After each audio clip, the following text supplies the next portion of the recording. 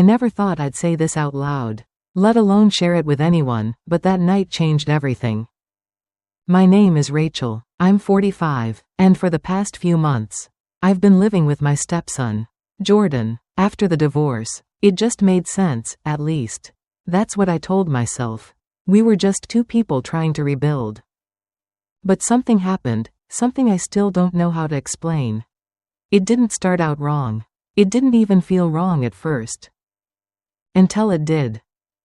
And now, I'm left asking myself the one question I can't unhear.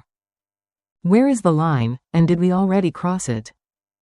After the divorce, I didn't have many options. The house had been sold, the savings split, and the silence between me and my ex-husband was permanent. I moved into a modest apartment on the edge of town, just enough space to start over. But not big enough to feel alone.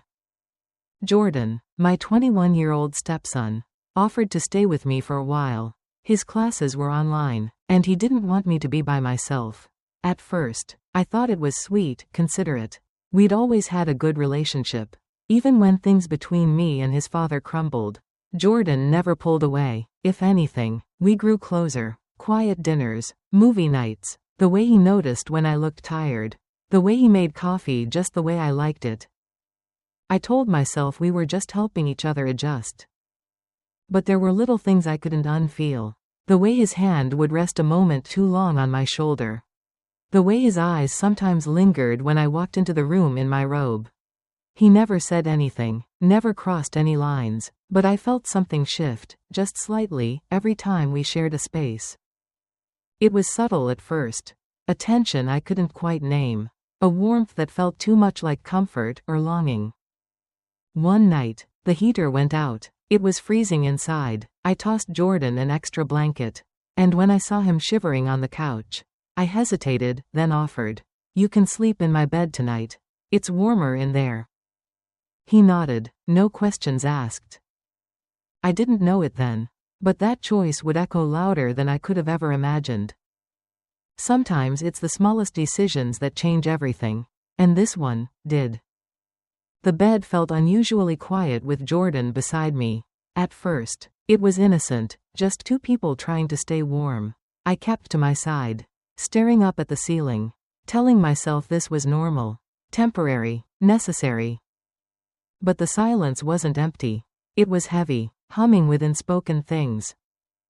Jordan turned slightly, his back brushing against mine. I tensed without meaning to. His body was warm, solid, familiar in a way that didn't feel maternal anymore. I shut my eyes tight, focusing on my breathing. Inhale, exhale, don't overthink it. But then, his arm moved.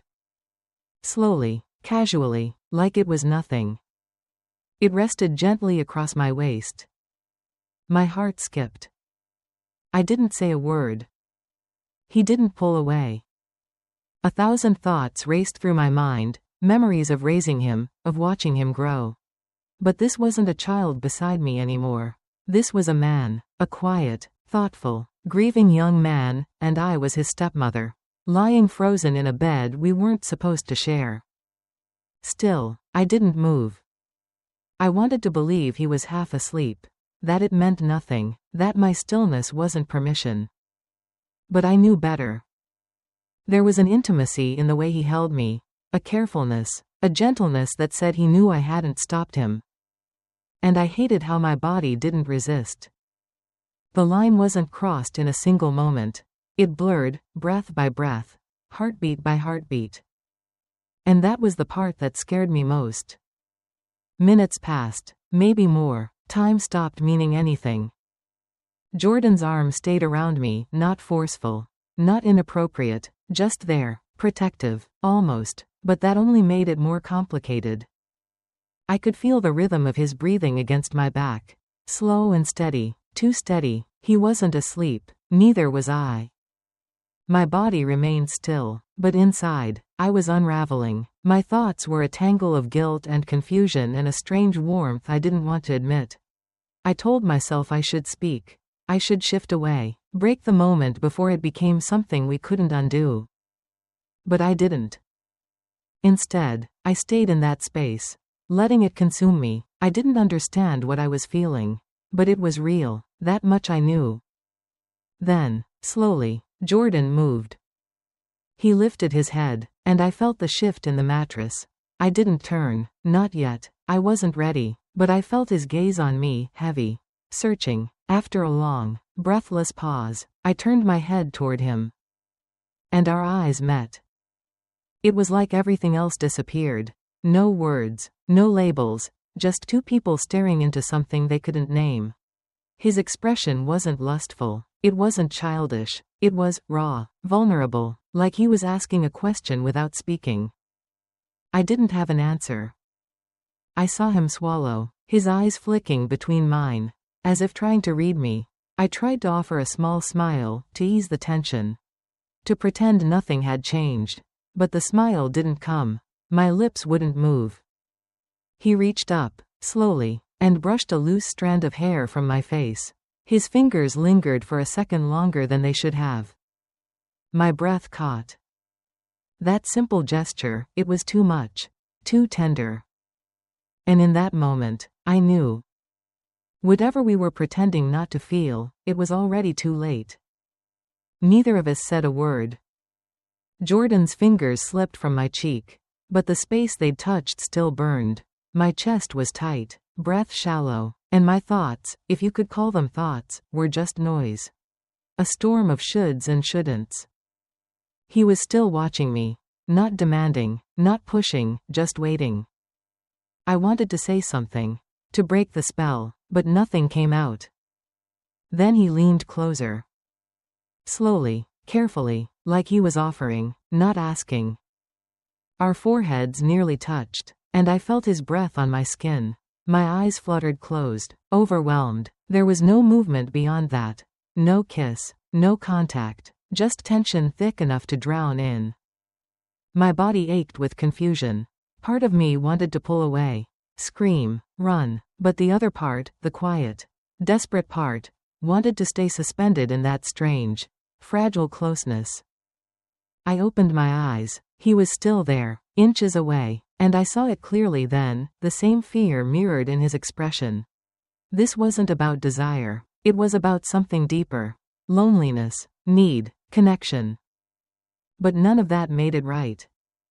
I parted my lips to speak anything. A joke, a protest, a plea, when the doorbell rang. The sound shattered everything. We both jolted. Jordan pulled back, his face instantly unreadable. I sat up, heart pounding, pulse thudding in my ears. The spell was broken. I didn't know whether to feel relieved or devastated. "Stay here," I whispered, rising from the bed. I didn't dare look back as I walked toward the door. I was afraid if I did, I wouldn't have the strength to keep walking. I opened the door to find Mark standing there, our neighbor from across the hall. Mid-40s, kind eyes, the sort of man who always offered to carry groceries or fix a leaky faucet. He was holding a small space heater and gave me a warm smile. "Hey, Rachel," he said, "saw your lights flicker earlier. Thought you might need this. It's freezing tonight." I forced a smile. "Thank you, that's really thoughtful." He stepped inside, the chill of the hallway trailing in behind him. I caught sight of my reflection in the mirror behind the door, flushed cheeks, tousled hair, the ghost of something unspeakable still clinging to me. I smoothed my robe quickly. From the corner of my eye, I saw Jordan step out of the bedroom. He didn't say a word, just stood there, arms crossed, expression flat, but I could feel it. The air between us had changed. The unspoken thing we'd shared moments ago hadn't disappeared. It had simply been interrupted. Mark set the heater down near the wall and crouched to plug it in. Talking casually about the building's old wiring. I nodded, but barely heard him. My ears were tuned to the silence behind me, Jordan's silence. When I turned to glance at him, his eyes met mine, briefly, sharply. And for a fleeting second, I saw it, jealousy. He masked it quickly, retreating into that stoic calm he wore so well. But I'd seen it, felt it. Mark stood up, all set, should warm up quickly. "Thank you," I said again, more softly this time. Mark lingered a second longer than he needed to. And Jordan was still watching. Something unspoken pulsed in that room, and I had no idea how to name it. The door clicked shut, but the tension in the room didn't go anywhere. I stood there with my hand still on the doorknob, heart pounding like it had just been caught in something it shouldn't. Behind me, the silence was deafening. I didn't have to turn around to feel Jordan's presence, it radiated. Thick and wounded. "You really smiled at him like that?" His voice broke the stillness like glass. Low, controlled, but it shook. I turned slowly. He stood there, arms crossed, but his eyes were begging for something I didn't understand. "Jordan, it wasn't." It felt like something. He cut in. "It felt like you were pushing me away. Like I didn't matter." I took a step forward. And he flinched. Not physically, but emotionally. His face hardened like he had to build a wall before I could get in. My throat tightened. "You do matter. More than you know." He gave a bitter laugh, turning his back to me. Then, his fist landed hard on the wall. Not to hurt it. To silence the ache in his chest. "I'm not a kid anymore," he whispered, "but you still look at me like I'm not allowed to feel this way." I stood there, crushed under the weight of everything unsaid. I wanted to hold him. Say I was sorry. Say I didn't know how to do this either. But he was already walking away. And this time, the sound of his door closing didn't feel like an ending. It felt like a warning. I stood there for a long time, staring at Jordan's closed door. I wanted to knock, to say something, anything, but I didn't know what the right words were, or if there were any. Eventually, I walked back to my room and sat at the edge of the bed. The sheets were still warm from earlier. The faint imprint of where he'd lain beside me still visible. The quiet in the apartment was suffocating. Then I heard it, 3 soft knocks. I turned sharply. "Come in," I said, barely above a whisper.